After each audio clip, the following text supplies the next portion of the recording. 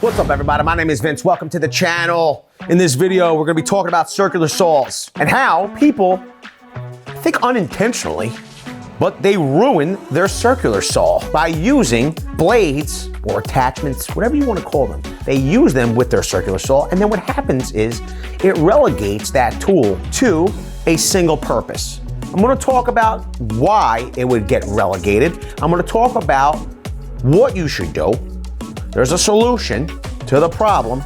It's all coming right up after this word from our sponsor, VCG Construction.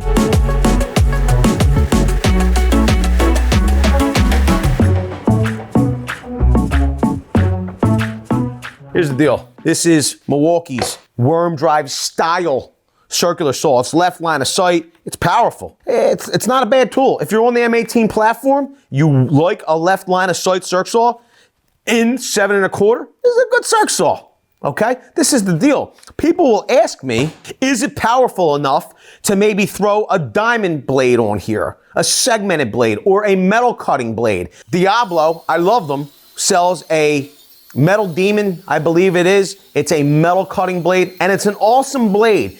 You can use those types of blades on this tool, but beware. In my opinion, you are going to be relegating this tool for those types of jobs. Why is that? If you're cutting metal or masonry, you're sure to nick up. I mean, this is just run over wood, and it has some abrasions here on the plate, on the foot, the shoe, whatever you want to call it, okay? You could see it here. If you were to run this along concrete or run this along metal, as it's making the cut, debris is going to get kicked up, and you're going to be scratching this up. Now, what will happen is when you go back to cutting wood, and if you're using this to cut molding, finished trim, stair skirts, things of that nature, you need to get in and make that cut. You could scratch your work. You could scratch your work. So me personally, when it comes to my larger circular saws, especially my worm drives, I literally am very careful of where I put them down at. I don't put them down on masonry. I won't put them down on concrete. I try to put them either down on wood, or I have put them down on grass or lawn, because I'm not afraid that they're going to get scratched. The other thing is that my wood cutting saws are designated for cutting wood. So what can you do if you need to cut metal? And here's the reality of it. If you're not going to be cutting a whole bunch of metal, like you're not going to cut a ton of metal, maybe you take one of your older circular saws and you outfit it with one of those other blades that I talked about, and then the tool becomes relegated for those tasks, okay, here and there. But if you're going to be cutting a lot of metal, steel decking, your job is cutting metal, that's how you make your living, you need to invest in this tool. Here it is. It's Milwaukee's M18 FUEL 8-inch metal cutting circular saw. This is the kit. It's product number 2982-21. It will cut up to 120 foot of decking on a single charge of its 8 amp hour battery. This kit, in addition to that 8 amp hour battery, comes with a rapid charger and a bag, as well as a circ saw. You can see here the blade size is 8-inch. The RPMs is a little bit slower at 4,000 RPM. This tool was designed for the purpose of cutting metal. This isn't a Johnny come lately. The new kid in town. This is the new kid in town, but it's not the jack of all trades, master of none. You know what I mean? This is designed to cut metal. Arborside's 5/8 of an inch chip collection is yes. It has chip collection. We're not talking about like, you know, casino chips. We're talking about like metal chips. So you know. Overload indicator light, C. Electric blade brake, C. Weight is 12.1 pounds. Tool only, doesn't include the battery. It's got 15 amp corded power. It says it's faster than corded. How could it says it generates 15 amp corded power. These are mixed signals. And that is all because of the Power State brushless motor and the Red Link Plus intelligence inside the tool, working with the Red Lithium high output 8.0 battery pack. Look at it. It's like an ecosystem in a tool. It all communicates with one another. It's like, hey, Mr. Battery, how are you doing? Well, I'm quite fine there, Mr. Red Link Plus Intelligence. How much power should we send over to that Power State brushless motor up there? Give me all you got, says the Red Plus brushless motor. That's what it says. They all talk. They all shake hands. How you doing? How you doing? Hey, how you doing? How you doing? You know what I mean? They're not all the same, but they all can talk to one another and they can all agree on one thing. You know, they might not have the same, they might not all be thinking the same thing. They might not all agree on everything, but they all agree on one thing. It's time to get the job done. And they're like, hey, buddy, let's get the job done. And the other guy's like, see, we should get it done. Like, they just get it done. It doesn't matter what small differences they may have. Yeah, one's like a computer, one's a bunch of batteries, and another a motor. But they all intermingle and work together. It's the beauty of small differences or big differences. People could still come together.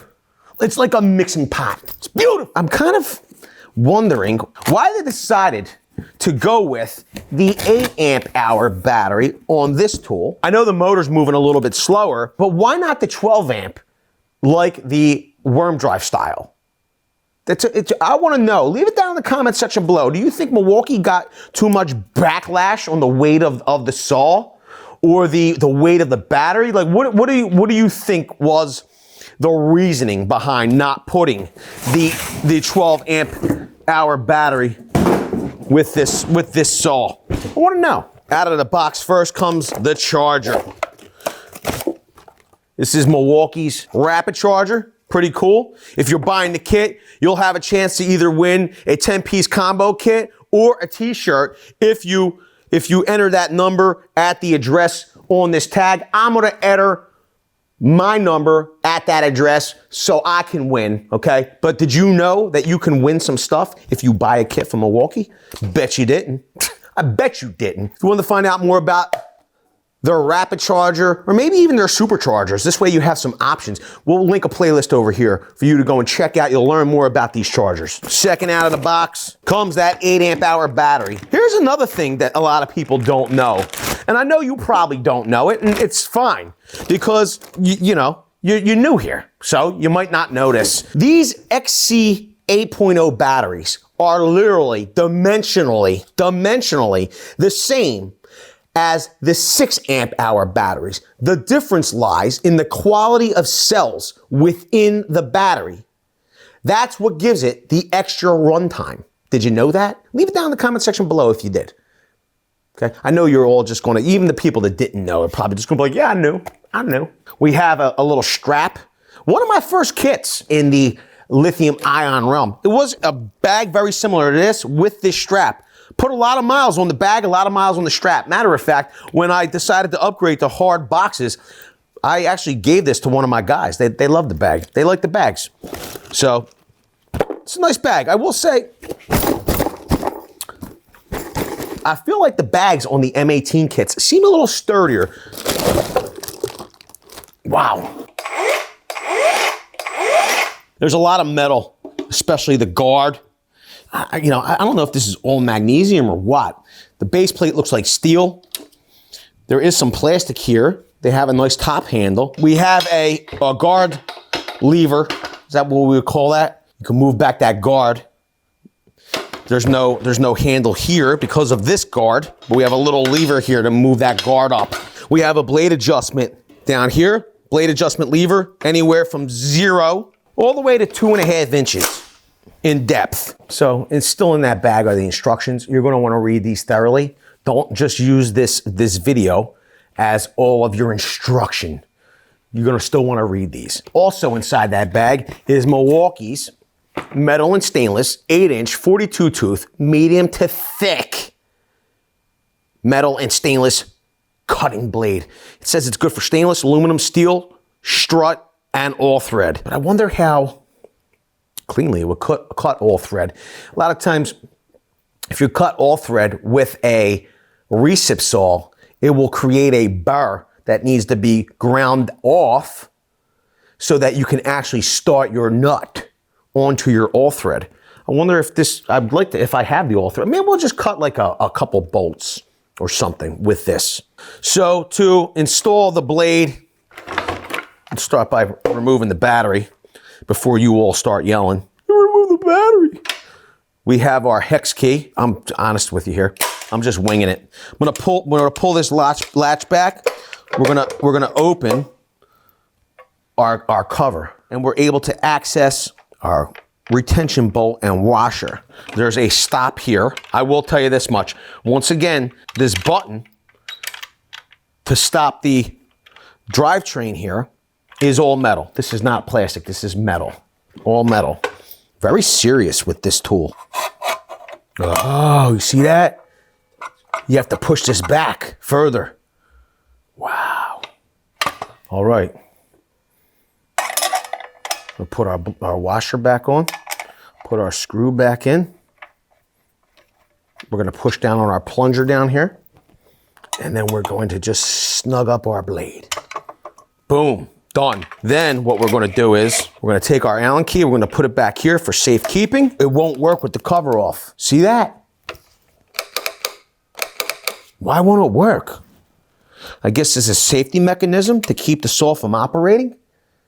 So I don't know, maybe there would be kickback, or maybe the debris collection, the chip collection, maybe it keeps it from working. I don't know. Let's put our safety door back on, and you have to you'll see this little rod. I'm gonna lock it onto this latch. Okay, we're gonna pull this back here. We're gonna slide this back on. And then boom, we're ready to go to work. Wow. I will tell you this much. Feels like it has a ton of torque. Ton of torque. Here's the thing. Very vibration free, I'll tell you that much. Let me pull this battery off now that we've heard it. I want to just confirm that measurement of 0 inches when the saw is fully raised. Look, if we were hitting any blade, we would be spinning that. We'd be catching a tooth, a teethus, as we call it. You should be able to use any HO battery on this tool. And you'll see, you can still get your full depth. The 12 amp hour battery doesn't stick below the base plate here. So we have some common material, including 1/2 inch angle iron. So we have our blade depth set to 2 inches. You'll see it's indicated by this little arrow right here. Nice. You also have an indicator right here. It says front of blade. So although this housing and cover and guard are large, it gives you an idea of when you'll make contact with your material. And they have like a little peephole here, so you can see when you're going to meet your material. Pretty cool. Let's move on to something a little bit bigger. So this is our 1/2 inch plate steel. We're going to raise. We're set just a hair deeper than a 1/2 inch, okay? I'm gonna shave off just a little bit. I will say this angle got a little bit thicker towards the center. You'll see we didn't get all the way through. I will say though, it was fairly rapid. That cut was fairly rapid. The saw didn't feel like we had to go through with a constant pressure, okay? But the saw never felt like it was bogging down. It really did cut like a hot knife through warm butter or cold butter. It was like a knife through butter, okay? Here's the thing though. You know, we're not getting a whole lot of sparking, and maybe I'm missing something. And look, I'm not expecting it to capture 100% of the chips, but I want you to be mindful that it will eject some chips, even though there is a port for it. We're gonna try to continue our cut. Pretty intuitive. The lines on the shoe and all, pretty intuitive of where the blade will meet the material.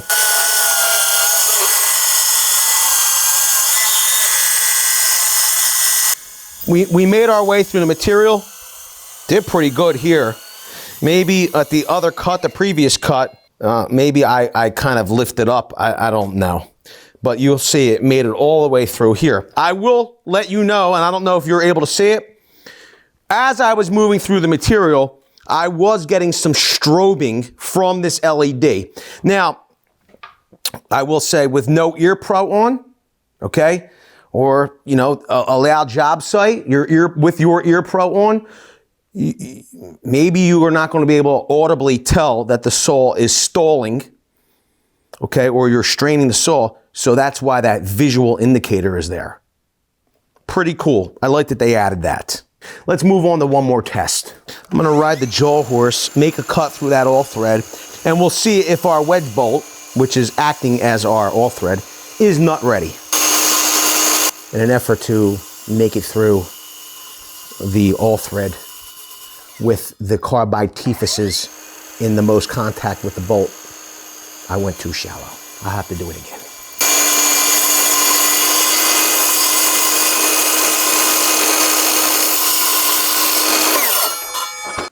I gotta tell you, pretty cold. We have our bolt. Boom! It's not ready. It's gonna save you time, make you more money, and if you like that, smash the like button. Leave it down below. What do you think of the new 8-inch metal cutting saw from Milwaukee? With that, I want to say I appreciate each and every one of you for being here. Thanks a lot, everybody. We'll see you all on the next one. Video's over, but I know you want more. So this is how you're going to get it. First thing you need to do is pretend you're this guy. And you're here at the birthplace of freedom. Now ring that bell like it's 1776 and let all notifications through. What? You're not subscribed yet? Well, smash this button here. After that, watch this video here, here, and maybe over here. See you later.